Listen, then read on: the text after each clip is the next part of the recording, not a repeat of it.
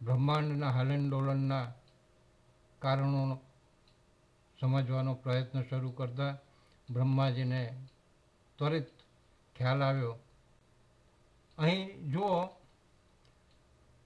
પ્રભુ કેટલા કૃપાળુ છે, કેટલા માયાળુ છે.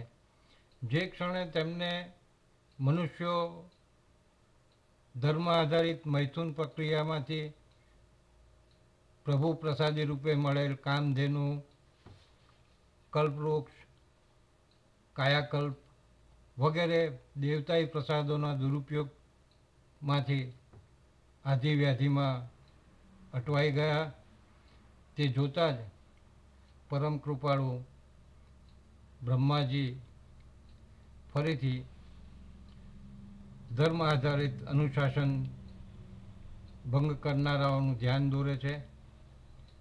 તેમને ધર્મ અનુશાસનના કારણે ધર્મ તરફ વાળવાના માર્ગ શોધે છે. ફરીથી બ્રહ્માજી પોતાના આંતરચક્ષુ બીડી માનવ સમુદાયના મૈથુન સૃષ્ટિના જે જીવો જ્ઞાની હતા, જે જીવો મૈથુન ધર્મ આધારિત કર્મોમાં શ્રદ્ધા ધરાવતા હતા, તેવા જ્ઞાની માનવ સમુદાયોને પોતાના આંતરચક્ષુ દ્વારા દર્શન આપે છે. દર્શન આપી પોતાના દિવ્ય રૂપના દર્શન આપી તેમને વેદ, ઉપનિષદ વગેરેનું જ્ઞાનરૂપી ઉપદેશ આપે છે.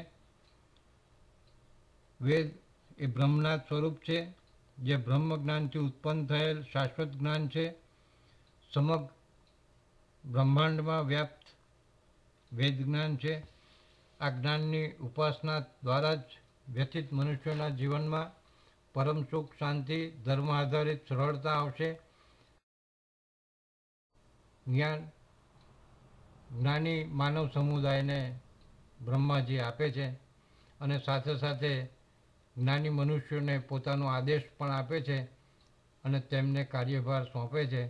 મૈથુન સૃષ્ટિના માનવ સમુદાયમાં જઈ તેમણે બ્રહ્મજ્ઞાનનો ઉપદેશ આપવો, ધર્મ આધારિત જીવન જીવવાની પદ્ધતિઓ સમજાવી અને તેમના જીવનને કલ્યાણકારી કરવાના તમામ ધર્મ આધારિત માર્ગો બતાવવા.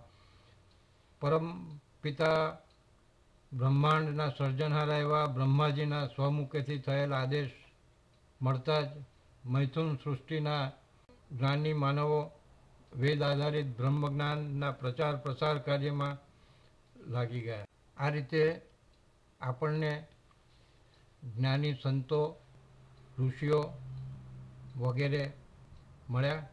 અહીં આપણે એ સમજવાનું છે, આજના કળિયુગમાં અનેક સંતોના જીવન જોયા, સાંભળ્યા અને સંતોના સૂચનોને અનુસર્યા.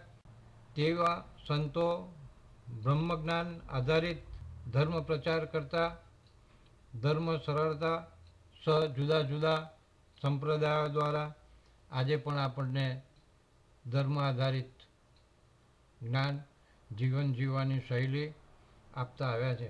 ધર્મ આધારિત સરળ જ્ઞાન પ્રભુની અકળ લીલાઓ દ્વારા મેળવેલ છે. મૈથુન સૃષ્ટિના જ્ઞાની માનવો બ્રહ્મજ્ઞાન આધારિત ઉપદેશ મૈથુન ધર્મ ધરાવતા માનવ સમુદાયમાં પ્રસાર થતા પ્રકારની આધિ, વ્યાધિ, દુઃખ, રોગ, તણાવ વગેરેમાંથી માનવ સમુદાય ફરી પાછો ધર્મ આધારિત સુખો અને શાશ્વત સુખો તરફ જીવન વ્યતીત કરતાં કરતાં ધર્મ આધારિત મૈથુન સૃષ્ટિનું કાર્ય સરળતાથી કરવા. ધર્મ આધારિત જીવન જીવવાનું શરૂ કરતાં જ તમામ પ્રકારના દુઃખોમાંથી મુક્તિ મળે છે. આ એક સનાતન સત્ય છે, એ આપણે સમજવાનું છે.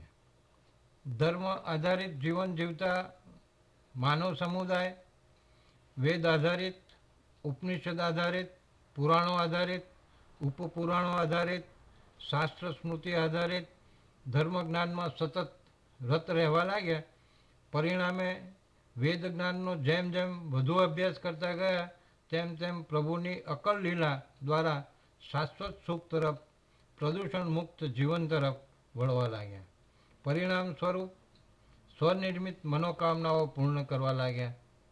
આવા ધર્મ તરફ વળેલ મૈથુન સૃષ્ટિના માનવોના જીવન કલ્યાણ માટે, જીવન સરળતા માટે પ્રભુએ મૈથુન ધર્મ આધારિત પશુ પક્ષીઓની સૃષ્ટિનું સર્જન કર્યું.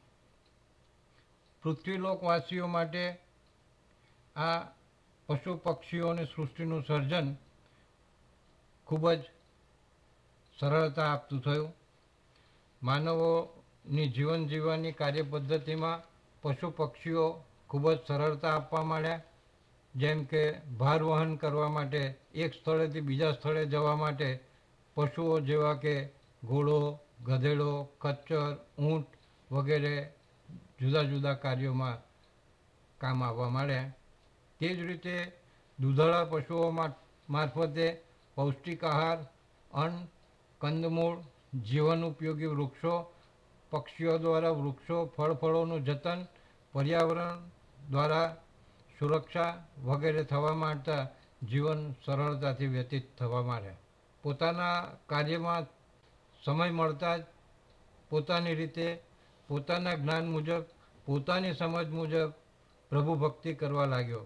આ પ્રભુ ભક્તિ તરફ વળેલ મૈથુન ધર્મ આધારિત માનવ સમૂહ ક્યારેક ક્યારેક ભજનો, ક્યારેક ક્યારેક જપ, ક્યારેક ક્યારેક તપ, ક્યારેક ક્યારેક યજ્ઞ જેવા અનેક ધર્મ આધારિત કાર્યો આચરી ધર્મ દ્વારા ઉચ્ચતમ ફળો પ્રભુ કૃપા મેળવવા લાગ્યા. આ રીતે યુગાંતરે મૈથુન ધર્મ આધારિત સૃષ્ટિમાં વેદ જ્ઞાન, ઉપનિષદ જ્ઞાન, શાસ્ત્ર, શ્લોક, સ્તુતિ, પુરાણ જ્ઞાન, ઉપપુરાણ જ્ઞાન, યજ્ઞ, જપ, તપ આદિ ધર્મ જ્ઞાન દ્વારા મનુષ્યો સતત રત રહેતા ધર્મ વિમુખ તેઓ થાય નહીં તેવું પ્રભુની અકલ લીલા દ્વારા થયેલ આયોજન પૃથ્વીલોકના જીવો માટે સહજ સરળ કૃપા રૂપી થયું. આવા સૃષ્ટિના સર્જનહારા બ્રહ્માજી યાને આદિ વિશ્વકર્મા પ્રભુની આપણે જેટલી કૃપા કહીએ તેટલી કૃપા ઓછી છે. પુરાણેજી બોલ્યા, હે ઋષિઓ, હે મુનિવરશ્રીઓ, હે સંતશ્રીઓ, બ્રહ્માંડના સર્જનહારાએ પોતાની અકળ લીલા દ્વારા, પોતાની અકળ કૃપા દ્વારા સર્જન કરેલ મૈથુન સૃષ્ટિના જીવોને ધર્મપારાયણ કર્યા, પોતાના કાર્યોને આધારિત કર્મફળ પામતા કર્યા. જેવા કર્મ, જેવી વાવણી તેવી લણણી એવો જીવનક્રમ આપ્યો. આ મૈથુન ધર્મ આધારિત સમુદાયમાં રહેતા માનવોમાં સંતશ્રીઓ, ધર્મ પ્રચારક જ્ઞાનીઓનો એક સમુદાય સતત ધર્મ આધારિત જ્ઞાન માર્ગદર્શન આપતા રહ્યા. આ રીતે સંતો સંપ્રદાયોનું અસ્તિત્વ પ્રભુએ અકળ લીલા દ્વારા માનવ સમુદાયને આપ્યું. આ માનવ સમુદાય એક સ્થળેથી બીજે સ્થળે સતત વિચરતું રહેતું હતું. આ સમુદાયમાં જે સશક્ત હતા, સબળ નેતૃત્વવાળા હતા, સબળ વ્યવસ્થાપક જેવા ગુણો ધરાવતા હતા, તેવી વ્યક્તિ આ સમુદાયના વડા તરીકે, એટલે કે આપણે એમ કહીએ કે એક રાજા તરીકેનો માન મોભો મેળવતા થયા. રાજા જેવા માન મોભા મેળવતી વ્યક્તિઓ દ્વારા એક માનવ સમુદાયનું અનુશાસન શરૂ થયું. સંતો, જ્ઞાનીઓ, ધર્મ આધારિત સંપ્રદાયો કાળક્રમે તેમને માર્ગદર્શન આપતા રહ્યા. આ રીતે બ્રહ્માંડનું, મૈથુન સૃષ્ટિનું સરળ સંચાલન થયું. પોતાની અકળ લીલા દ્વારા મૈથુન સૃષ્ટિમાં અનેક નવી સૃષ્ટિના સંચાલક, ચલાયમાન બળો અને જુદી જુદી કાર્ય પદ્ધતિ પ્રભુ કૃપાએ માનવ સમુદાયને આપી બ્રહ્માંડને ફરીથી સરળ ગતિમાન કર્યું. આ રીતે બ્રહ્માંડની રચના, બ્રહ્માંડનું સતત ચલાયમાન આવેલ વિક્ષેપોનું નિરાકરણ અને ફરીથી બ્રહ્માંડના સતત સરળ સંચાલન ચલાયમાન કાર્યને પ્રભુએ પોતાની અકલ લીલાઓ દ્વારા પ્રસ્થાપિત કર્યું.